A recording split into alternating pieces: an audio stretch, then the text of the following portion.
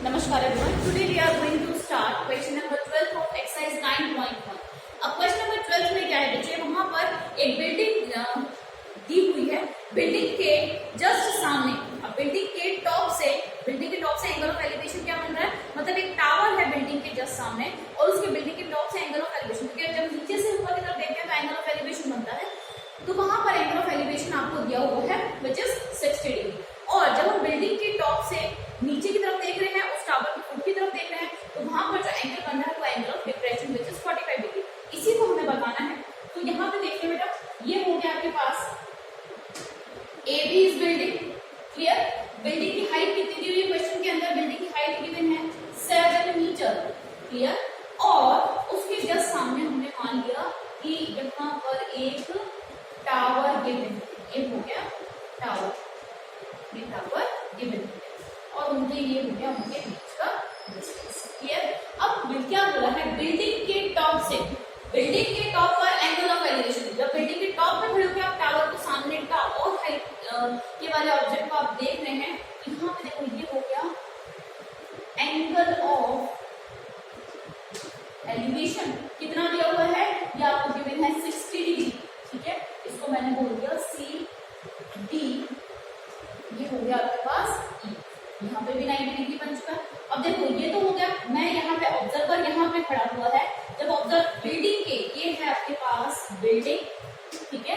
Building के top पर खड़े होकर जब आप किसी सामने वाली हाइट के ऑब्जेक्ट को ऑब्जर्व कर रहे हैं, तो वहां पर एंगल ऑफ एलिवेशन बना देते हैं 60 डिग्री। अब यहीं पर खड़े होकर जब आपने इस टावर के फुट को देखा, ये क्या है, ये हो गया टावर का फुट, हो गया टावर के फुट, जो नीचे वाला बिल्कुल नीचे पॉइंट होता है वो देखा, तो वहां पर क्या बना, ये बन गया आपका angle of depression that is 45 degree दिया हुआ है। आपसे पूछा क्या जा रहा है, आपसे पूछा जा रहा है कि determine the height of the tower, इस टावर की, ये पूरा टावर है यहाँ से लेके यहाँ तक, इसकी हाइट फाइंड आउट करनी है। तो देखो बेटा, जब भी हम यहाँ पे कुछ क्वेश्चंस करेंगे, तो यहाँ पे जो क्वेश्चंस आपको मिलेंगे वो इस तरह से मिलेंगे, ये लाइन इसके पैरेलल, ये वाली लाइन इसके पैरेलल, ये ट्रांसवर्सल लाइन हो गई, ठीक है। एक यहाँ पे इस तरह का पैरेललोग्राम आपको मिलेगा। तो पैरेललोग्राम में आपको पता है कि आपको इस साइड जो होती है वो क्या होती है, पैरेलल होने के साथ साथ इक्वल भी होती है। तो अगर ये 7 है तो ये भी कितना होगा, 7 होगा, ठीक है। ऐसे यहाँ पे अल्टरनेटिव इंटीरियर एंगल, अगर ये 45 है ये भी 45 होगा। तो यही वाला कॉन्सेप्ट हमें यहाँ पे यूज करना है। तो देखिए, सबसे पहले हम ये देख लेते हैं कि देखो ए बी जो है, ये हाइट कितनी है, यहाँ पर 7 सेंटीमीटर है। तो यहाँ पर, अब यहाँ पे देखिए ये वाली लाइन इसके पैरेलल है और ये हो गई ट्रांसवर्सल लाइन। ट्रांसवर्सल लाइन पे ये वाला एंगल जो होगा वो इसके इक्वल होगा, दैट इज 45 डिग्री, क्लियर। अब देखो, अगर ये यहाँ पैरेलल लाइंस हैं और ये वाली लाइंस के पैरेलल, ये पैरेललोग्राम भी बन रहा है, तो ए बी जो होगा वो डी ई के इक्वल होगा। ये भी कितना होगा, 7 मीटर ही होगा। डी बी की वैल्यू कितनी होगी, 7 मीटर ही होगी। अब आगे बढ़ते हैं, आगे देखते हैं आप क्या निकाल सकते हैं। देखो, अगर इस टावर की हाइट को मैं मान लूं, इस टावर की हाइट को h मान लेते हैं, ये हो गई टावर की हाइट। तो ये वाली हाइट कितनी होगी, जब ये 7 है तो इस h में से जब हम 7 माइनस कर देंगे, तो h माइनस 7 जो होगा इस CE की हाइट होगी, क्लियर। अब हम बात करते हैं ट्राइंगल, किस ट्राइंगल के अंदर बात करते हैं। सबसे पहले अगर ये वाला ट्राइंगल हम लेना चाहें, या फिर पहले ये वाला लेते हैं, तो ये डिस्टेंस पता पड़ जाएगी, तब हम ये निकाल लेंगे। तो पहले अगर मैं ये वाला ट्राइंगल लेना चाहूँ ABD, तो यहाँ पर ये हो गया परपेंडिकुलर, ये हो गया आपके पास बेस, तो आपके पास BD निकल जाएगा। सो इन ट्राइंगल ABD, ठीक है। तो थीटा के जस्ट सामने वाला परपेंडिकुलर है, AB is perpendicular, perpendicular upon base is BD। ये क्या होता है, perpendicular upon base is tan of theta. Theta यहाँ पे कितना है, 45 डिग्री। AB आपको गिवन है 7, BD आपने फाइंड आउट करना है, tan 45 इज 1 होता है। मल्टीप्लाई किया तो 7 इज इक्वल टू BD, ये हो गया 7 मीटर, मतलब BD की जो वैल्यू आ गई वो कितनी आ गई, ये भी कितना मिल गया आपको, 7 मीटर मिल गया।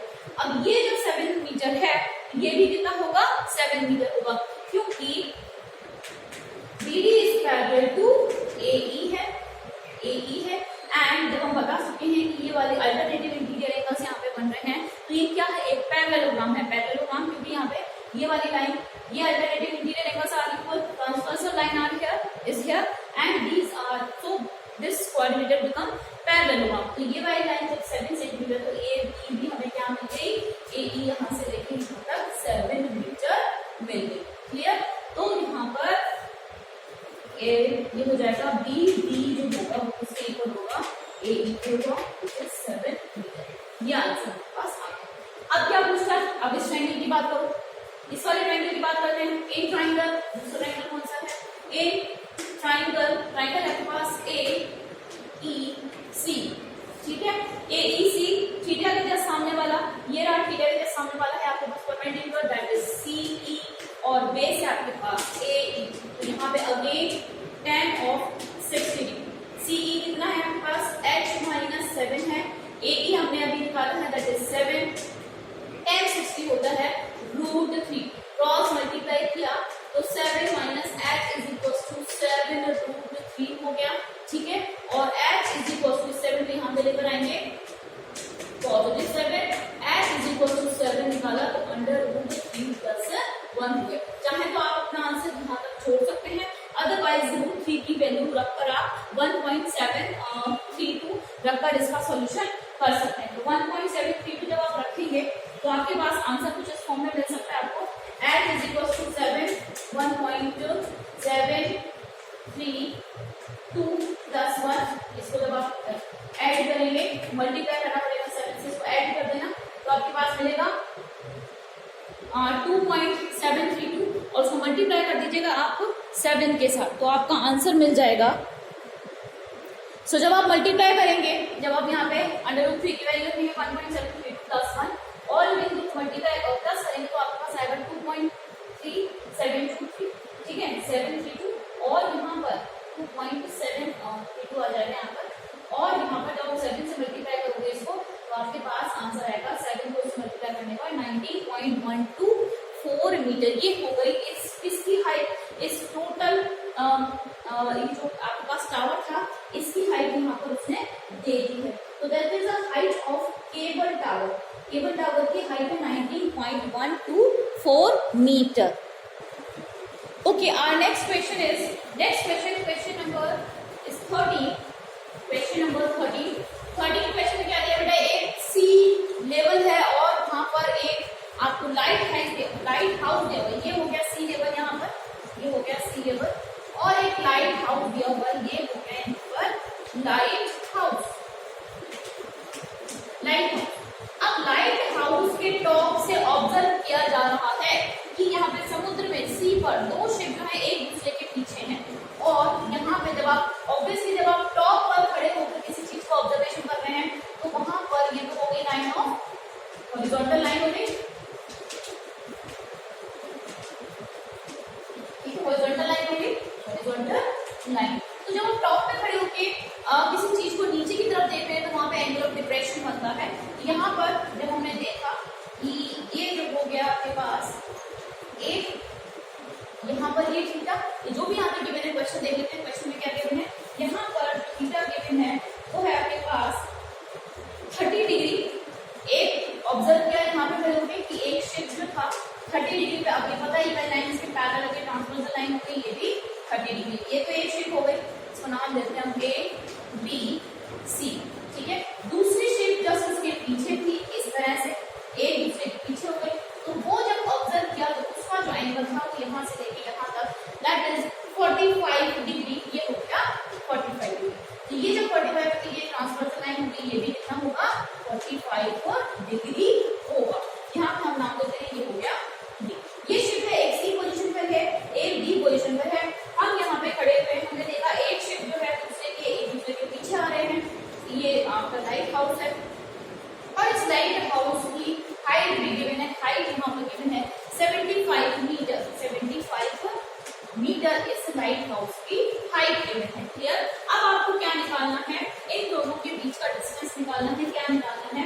Find the distance between two ships, find the distance between two ships. यहाँ पे मैं सपोज कर लेती हूँ कि ये जो है x मीटर डिस्टेंस पर है और ये हो गया आपके पास y मीटर डिस्टेंस पर है। तो सबसे पहले हम देख लेते हैं, दो ट्राइंगल्स अगेन आपके पास बन चुके हैं, एक ट्राइंगल है A B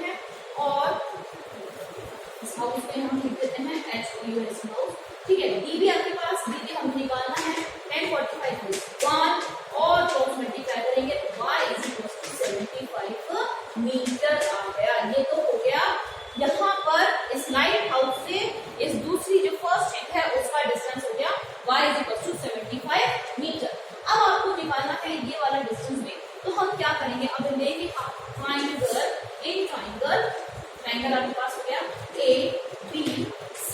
now again theta के सामने वाला perpendicular, that is AB perpendicular upon base, base क्या है BC है, और ये हो गया tan ऑफ थीटा, थीटा कितना है 30 डिग्री। AB आपके पास है 75, BC कितना है x plus y है, clear, BC is x plus y, ये टोटल डिस्टेंस है, and tan 30 is equal to 1/√3। तो 75 अपॉन x की वैल्यू आपके पास नहीं है, बट y की वैल्यू आपके पास है 75, क्लियर होने लगी, 1/√3 क्रॉस मल्टीप्लाई करेंगे तो आपके पास आएगा x plus 75 is equal to 75√3, clear. अब आप क्या करें, 75 को उधर ले लेंगे, x is equal to 75√3 minus 75 हो गया, x is equal to 75 common है, √3 माइनस 1 हो गया, ठीक है, √3 माइनस 1, √3 की वैल्यू हम लगा लेते हैं, √3 हो गया 1.732 माइनस 1। जब इसका सॉल्यूशन करेंगे तो आपको बच्चे आंसर मिलेगा 54.90 मीटर। जब आप इसका सॉल्यूशन करेंगे यहाँ पे आंसर मिलेगा 54.90 मीटर, ठीक है बेटा। ये हो गया इसका क्वेश्चन, ये सी लाइट हाउस था, इसकी टॉप से एंगल ऑफ डिप्रेशन हमने देखे, एंगल ऑफ डिप्रेशन को 2 शिफ्ट देखे, जो एक दूसरे के जस्ट आगे पीछे।